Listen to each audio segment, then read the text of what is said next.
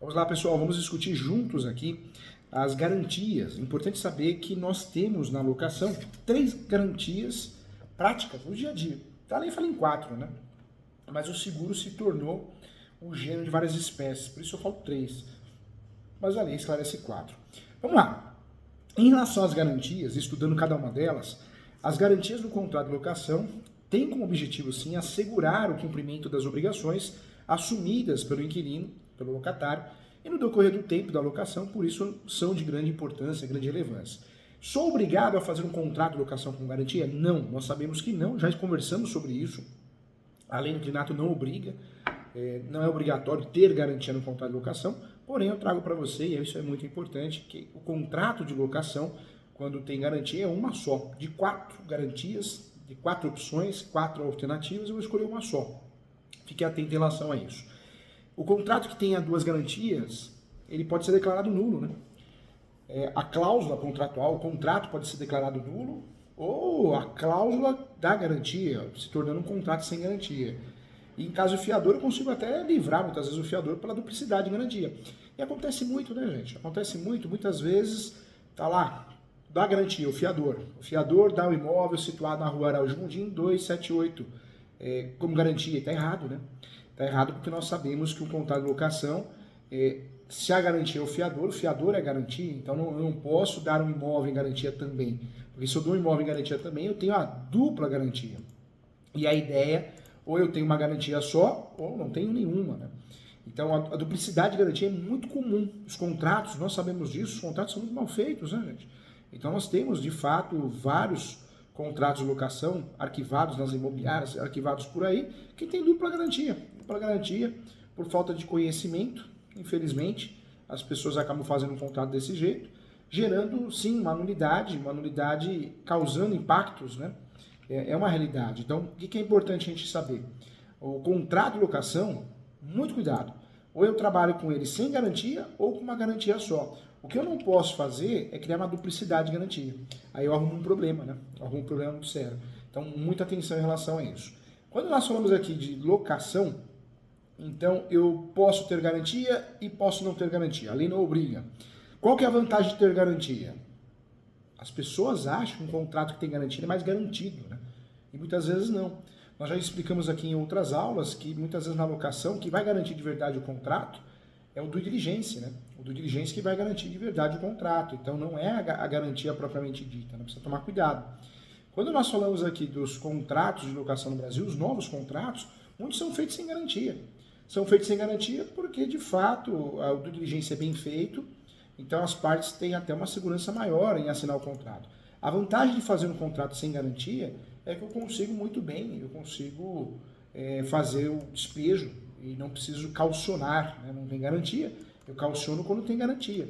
Então é uma forma de eu conseguir ter sucesso na demanda pretendida, desocupação, rescisão do contrato, sem ter que arcar, custear, gastar.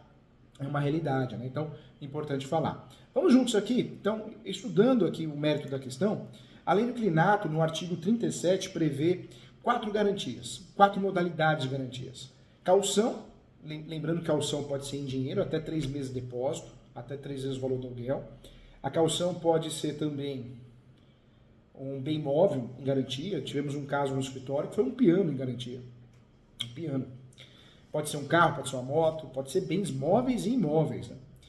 Detalhe, a caução pode ser em dinheiro, pode ser com bem próprio, eu dou um bem meu em garantia, e pode ser com bem de terceiro.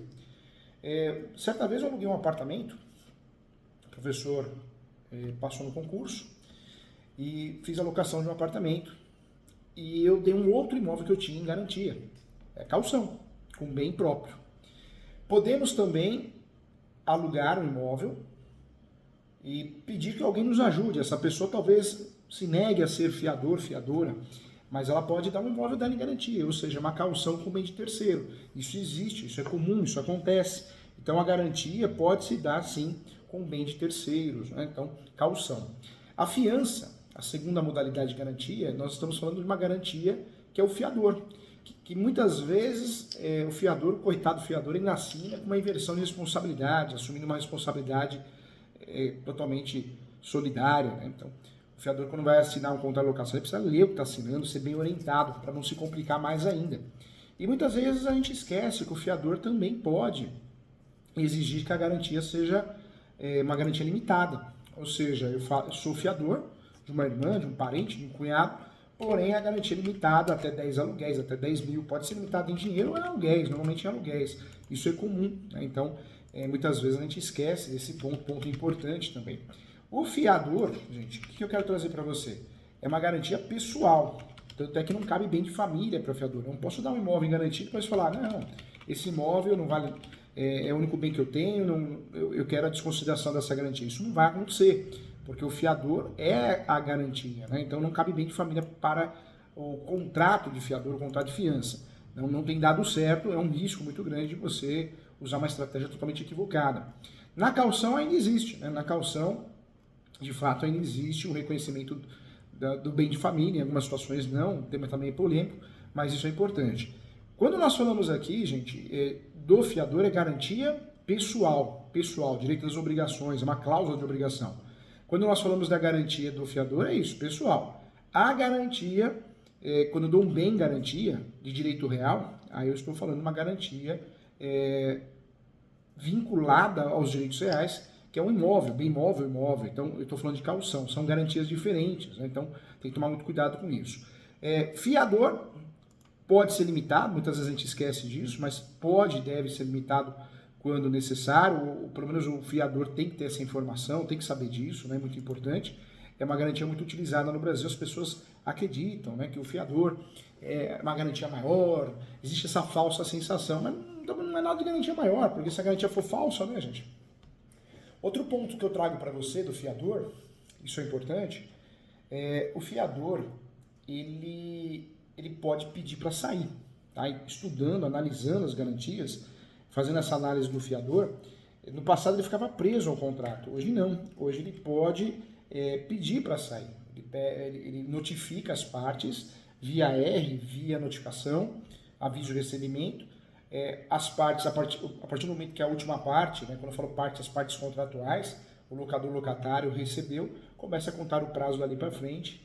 Estamos falando de um prazo de 120 dias. Né? O fiador notifica que quer sair e ficar preso 120 dias, mas se o inquilino conseguir uma outra garantia, um outro fiador, ele fica livre no mesmo momento. Né?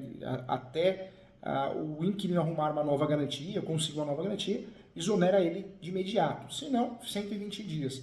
Mas é interessante isso, né? A lei foi alterada, o fiador não fica preso mais ad eterno, ele consegue sair do contrato de locação, ele está vendo que a coisa está ficando feia, que o inquilino está devendo muitos aluguéis, é uma forma de estagnar a dívida, né? Então é interessante. A terceira garantia que nós temos é o seguro-fiança. O seguro-fiança é aquela garantia contratada por instituições, seguros. A Porto Seguro fez muito sucesso no passado. Foi uma garantia que atingiu o seu auge, todo mundo fazia, só que uma hora cai a ficha, né? Caiu a ficha do inquilino brasileiro, locatário brasileiro, que é muito caro. É muito caro porque você faz seguro, fiança, você tem que pagar 1,5, 2 aluguéis por ano, mais os aluguéis. Então, podendo fugir do seguro, é o melhor caminho, mas é uma realidade. O seguro-fiança ainda existe, hoje não tão utilizado, muito querido pelos locadores, não tão querido pelos locatários. Então, ainda é uma garantia que existe dentro do artigo 37. E existe a cessão fiduciária de cotas de fundo de investimento, também uma garantia, eu considero no meu livro como uma espécie do gênero seguro, né? Por isso eu falo em 3, mas a lei fala em 4, a lei de 91, então nós tivemos uma mudança doutrinária e jurisprudencial, mas é considerada uma garantia na lei também, a cessão fiduciária, que seria também um contrato, né, onde uma capitalização com o valor, parte do valor volta, ou quase tudo, é uma realidade. Então, nós temos essas garantias, de fato, é possível fazer um contrato de garantia. Os contratos de locação desprovidos de garantia, ele tem uma vantagem, né? Antecipadamente eu consigo eliminar com mais facilidade, diferentemente dos contratos que privilegiam a garantia. Então, de fato, a pergunta foi feita pelo Renan, aqui da nossa pós-graduação, Renan que é advogado. Renan, é possível sim fazer um contrato de locação imobiliária sem garantia?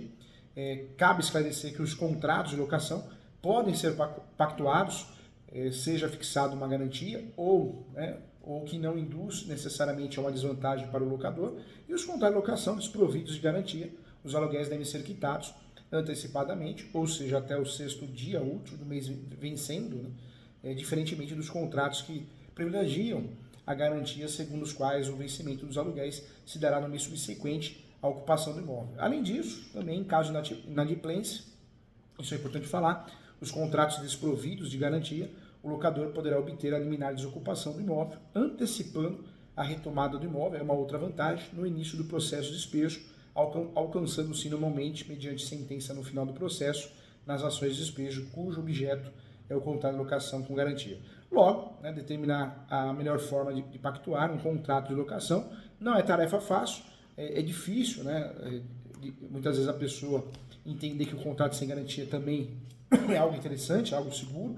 As pessoas ainda têm em mente que garantia dá uma segurança muito maior para os contratos, mas é relativo, né, gente? É relativo. Nem sempre a garantia vai de fato segurar, fazer com que você tenha certeza que vai receber, né? Então precisa tomar cuidado. Quando eu falo de fiança, sobre a fiança, é importante, quando nós falamos de fiança, é uma garantia pessoal, tá? Vamos guardar isso, é obrigacional, a pessoa, o CPF dela é a garantia, né? Então, importante. Sobre a caução, a modalidade de garantia ela é bastante comum também, mas ela é vinculada ao imóvel. O ideal é que eu dê um imóvel em garantia, mas isso seja averbado na matrícula desse imóvel que eu dei em garantia, senão não gera publicidade, não gera proteção, é uma regra. Em relação à caução em dinheiro, 3 aluguéis, né? 3 meses de aluguel é o que é utilizado. Em praxe, o ideal é ser depositado numa conta poupança e deverá ser devolvido. Na prática, muitas vezes não acontece, acaba sendo descontado, é complicado. Em relação à cessão de cotas de fundo de investimento, é importante deixar claro que no Brasil nunca foi tão utilizada assim. Hoje existe a modalidade de capitalização, né? Mas sempre a mais utilizada foi o fiador. O fiador sempre surgiu o seguro fiança, fez muito sucesso, mas de fato o brasileiro caiu a ficha, né? Que muitas vezes é muito caro, oneroso para ele, porque ele acaba pagando aí pelo menos um aluguel a 2 aluguéis por ano, né? Então isso acaba pesando, então é uma realidade. A lei do clinato prevê então essas 4 formas de garantia do pagamento de aluguel e demais encargos estabelecidos em contrato: caução, fiança, seguro-fiança e cotas de investimento. Vamos traduzir aqui. Todas têm como objetivo proteger o proprietário, o possuidor, o locador, em caso de endividamento do inquilino e receber forçadamente o valor adimplido pelo locatário. Então, importante. Quando nós falamos da fiança, ela é exercida por meio de um fiador, que em caso de falta de pagamento dos aluguéis garantirá a dívida com os seus próprios bens, em regra, né, de primeira ordem dinheiro, depois bens. Por esse motivo, nem sempre é fácil encontrar algum dispositivo a se responsabilizar pelas obrigações locatícias assumidas pelo locatário, e principalmente porque o locador ou a imobiliária geralmente exige que o fiador tenha imóvel na cidade ou em outra forma que comprove sua capacidade financeira. Isso não é proibido, eu não posso ter 2 garantias no contrato, mas exigir que ele faça a prova que tem um imóvel na cidade e guardar na gaveta, eu posso, tá? Então isso é importante. Uma boa alternativa, gente, para fugir da busca por um fiador, sempre foi o seguro-fiança. Apesar de ser caro, você não depende de ninguém, né? Essa é a realidade. E a caução sempre foi uma opção utilizada, 3 meses de aluguel, muito comum no Brasil, e agora, recentemente, muitos corretoras imobiliárias acabam entendendo que é possível, sempre foi, mas hoje existe uma compreensão maior. Se bem que outro dia eu atendi um corretor de imóveis, ele falou: mas professor Júlio, garantia com bem de terceiro, caução? Pode, né? Eu dou um imóvel para garantir um aluguel de uma irmã, um irmão, isso pode acontecer, eu não quero ser fiador, é uma saída, é uma garantia, né? Então é importante. Então, é utilizado assim. A cessão de fiduciária de cotas de investimento, né, em termos gerais, significa dizer que um fundo de investimento negociado na bolsa ou não, pode ser negociado na bolsa ou não, garantirá os débitos em falta de pagamento, né, em caso de falta de pagamento. Se o locador, nesse caso, o locador deve notificar o locatário para efetuar o pagamento em 10 dias, sob pena de tomar as cotas para si, né? Então, essa é a ideia. Mas o que vai reduzir os riscos na locação, de fato, é o due diligence, né? O due diligence é o que vai reduzir o prejuízo, o risco da falta de pagamento. Essa é a verdade, não é o tipo de garantia, né? Cada um pensa de um jeito, mas processualmente falando, com base nos processos, o due diligence ele gera uma segurança muito maior que qualquer tipo de garantia. Então, importante. Traduzindo aqui então, vamos lá. Então, anota aí, primeira garantia. O fiador é o meio mais conhecido de garantia de locação, consiste em uma pessoa indicada pelo locatário para ser responsável na negociação. Essa garantia pode ser limitada, ok? Para isso, o fiador deve apresentar documentos pessoais, comprovação de renda, assinar o contrato, não pode esquecer de assinar o contrato, mesmo a esposa, o marido também, né? O ideal é que assine o contrato manuente também. E normalmente é exigido que tenha um imóvel quitado sem irregularidades, na mesma cidade, mas isso não pode aparecer no contrato não, hein? De fato, por exigir uma boa situação financeira, conseguir um fiador cada vez mais difícil, a desconfiança também. Seguro-fiança é um produto oferecido por instituições financeiras ou seguradoras, muitas seguradoras trabalham com isso, a Porto ganha muito dinheiro com isso, contratado pelo locatário, ele que paga um aluguel, 2 aluguéis, hoje 1,5 a 2, ele paga esse seguro, ele é contratado, e o beneficiário é o proprietário, né? O locatário contrata, mas o proprietário que é beneficiário. E dessa forma, caso alguma situação aconteça, o inquilino não realizar os pagamentos, o seguro ressarcirá as despesas. Lembrando que a contratação do seguro gera despesas mensais adicionais, além do valor do aluguel, condomínio, IPTU, outras taxas possíveis, né? Por isso é preciso ter condições. O depósito de caução, sempre muito utilizado, outra modalidade de garantia muito conhecida no Brasil, consiste no depósito adiantado de um valor combinado com o proprietário, até 3 aluguéis, pode ser um só, e dessa maneira, caso a inadimplência aconteça, o valor é uma forma de garantia para evitar perdas. Geralmente, gente, o valor da caução pode chegar até 3 aluguéis no máximo, tá? Depositados em conta com a intermediação, a intermediadora, que é a imobiliária, o corretor, ou uma conta poupança. Às vezes fica direto com o proprietário e ele desconta no final do aluguel. O título de capitalização, trazendo para a prática aqui, o título de capitalização ele pode ser adquirido pelo inquilino como uma garantia e utilizado para o pagamento em caso de inadimplência, adquirido em seguradoras também. O valor do título depende do aluguel e dos valores que podem ser resgatados após o término com as devidas correções. E ao adquirir o título de capitalização, o cliente, não precisa comprovar renda, né, nem passar por uma análise de crédito.